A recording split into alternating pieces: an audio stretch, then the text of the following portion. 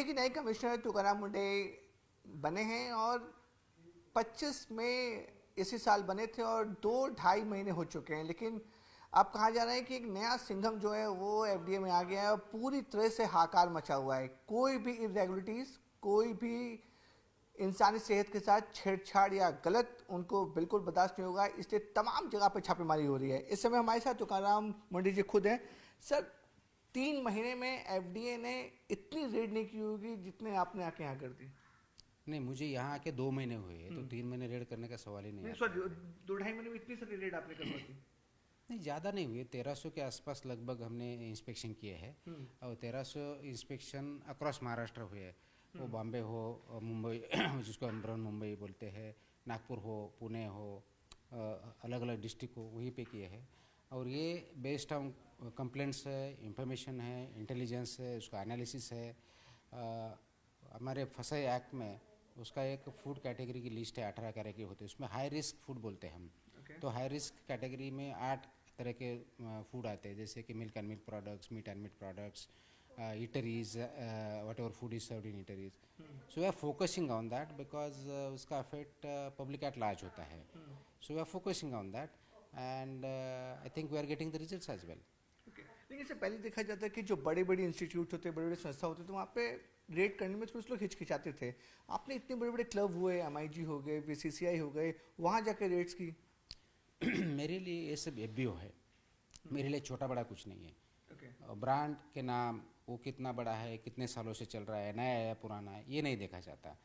वो food business operator है, उनको लाइसेंस है या रजिस्टर्ड है, उनको जो रेगुलेशन है एफएसआई के वो इम्प्लीमेंट करना है, और हमें ये देखना है कि वो रेगुलेशन ठीक तरह से इम्प्लीमेंट कर रहे हैं कि नहीं कर रहे। सो इतना सिंपल सरल उसका प्रोसीजर है, and we are following the procedure. Reason ये है कि जो भी फूड बिजनेस ऑपरेशन में है यहाँ पे, वो फूड तैयार करते हैं और वो कंज्यूम किया जाता है सिटीजन्स को।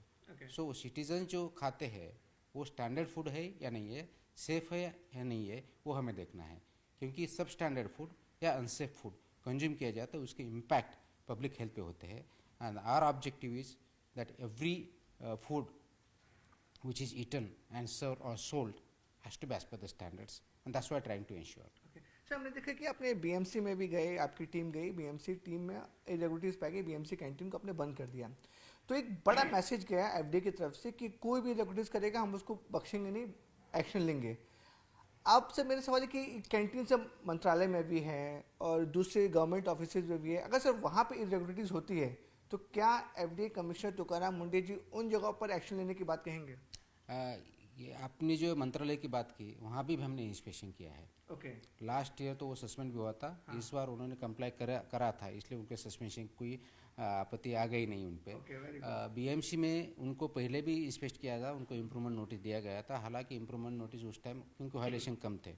अब बार इसके इस बार जो हम गए तो वहाँ वायलेशन पाए गए, इसलिए उनका लाइसेंस सस्पेंड किया गया है। वैसे ही कुछ केएम हॉस्पिटल जो था या कोई हॉस्पिटल वहाँ का हॉस्टल था, वहाँ पे भी हमने किया। इसमें गवर्नमेंट, ऑटोनॉमस, प्राइवेट ऐसा कुछ नहीं है, वहाँ भी एफबीओ ही काम कर रहा है। जो भी रजिस्टर्ड है वो एफबीओ है, जैसे मैंने पहले ही बताया। तो as a food business operator आपने लाइसेंस लिया है, आपको कंडीशन पता है लाइसेंस की, आपको रेगुलेशन फॉलो करना है, और हमें ये देखना है कि रेगुलेशन फॉलो हो रहे हैं या नहीं हो रहे। सर, आपका जो नेचर बहुत स्ट्रिक्ट और स्ट्रेट फॉरवर्ड है, इस स्ट्रिक्टनेस की वजह से आपको 2.5 महीने एफडी में हुए, एफडी के कुछ officers they are not comfortable, वो गए बोले कि आपके खिलाफ कुछ ऑफिसर्स गए हैं, ऐसे इंफॉर्मेशन आ रही है।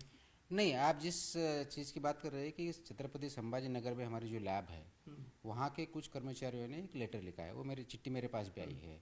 उनका ये कहना है कि उनको ज़्यादा काम दिया जा रहा है, छुट्टी नहीं मिल रही है, और उनका ये मांग है कि हमें जैसे बाकी ऑफिस आवर्स है, 4:45 to 6:15, इसी में काम किया जाए। तो ये गलतफहमी उनकी है कि वो लैब है, ऑफिस नहीं है। तो लैब को लैब तरीके से काम करना पड़ेगा, उसके गाइडलाइंस क्लियर है। और उनको कोई भी 8 घंटे से ज़्यादा काम नहीं दिया जा रहा है, वीक में 48 आवर्स के ऊपर कोई काम नहीं दिया जा रहा है। तो लेबर लॉस पूरी तरह से हम इम्प्लीमेंट कर रहे हैं। बस हम ये कर रहे हैं कि कुछ कर्मचारियों को शिफ्ट हम चेंज करेंगे, क्योंकि 2 शिफ्ट में मशीनरी तो लैब है, तो लैब तो एक्चुअली 24 आवर्स चलनी चाहिए। तो लेकिन अभी तो 24 आवर्स नहीं है, 2 शिफ्टें हम करा रहे हैं। मुंबई भी कर रहे हैं, नागपुर में भी कर रहे हैं, वहाँ भी कर रहे हैं। ऐसे स्टेट हेल्थ लैब में भी होता है। तो उनकी कुछ गलत फहमियाँ है वो हमने दूर कर दिए है कि आप जो बोल रहे हो कि हमें ऑफिस की तरह काम करना है, तो ये ऑफिस नहीं, ये लैब है, लैब की तरह ही काम करेगा। आपको जो आपके लेबर लॉज है उसी हिसाब से हम काम दे रहे हैं, और जो टाइमिंग है उसी से आपको काम करना पड़ेगा। सर आपने 21 सरकार में बहुत सारे ट्रांसफर हुए, अगर मैं गलत नहीं हूँ तो 20 से ज़्यादा ट्रांसफर हो चुके हैं। तो ये इतने सारे ट्रांसफर्स को लेकर आपको लगता है कि कहीं भी आप अच्छा काम करने जाते हैं आप पर ट्रांसफर कर दिया जाता है? 2.5 महीने हो गए एफडीए में, इतने हाकार मच गए पूरे महाराष्ट्र में, सब लोग रहे हैं। ट्रांसफर का इशू कोई डिस्कशन की बात ही नहीं हो सकती। नहीं, हम जैसे आस्किंग क्योंकि आप स्ट्रेट फॉरवर्ड एक्शंस लेते हैं, ये नहीं आपने जिस तरह कि मैं देखता नहीं कहाँ पे एक्शन हो रहा है। ये गवर्नमेंट की अथॉरिटी है, गवर्नमेंट के हिसाब से करती है। हमारा काम है कि जहाँ हमें पोस्ट दिया जाए वहाँ काम किया जाए, तो उससे ऐसा हम चल रहे हैं। इसी से ये सब कुछ उसी तरह से चलते रहेंगे। Being a public servant, we are bound by rules. So government has authority to post. So wherever I am posted, or a public servant is posted, he or she has to work and give the best. Okay sir, school को लेकर sir कुछ हुआ था कि ये जो नियम से रूल्स रेगुलेशन तो 6 साल पुराने रूल्स थे, आपने उसको फिर से याद दिलाने की कोशिश की अगर ये नियम फॉलो नहीं होंगे तो FD will take a strict action. क्या क्या रूल थे सर, अगर कोई इसे फॉलो नहीं करता या फिर कोई इसे बोले ठीक है 6 साल से तो रूल तो 2021 में बने थे, नहीं फॉलो करेंगे तो क्या ही हो जाएगा? नहीं, उसके कुछ इम्प्लीकेशंस हमने जो कंप्लायंस ऑर्डर इशू किया है उसी में क्लियरली लिखा है कि ये बेसिक रिस्पॉन्सिबिलिटी स्कूल मैनेजमेंट की है, वो इम्प्लीमेंट करेंगे। उसको साथ देंगे, सहयोग देंगे, पेरेंट्स भी देंगे, एफडीए भी देगा, स्कूल एजुकेशन डिपार्टमेंट भी देगा।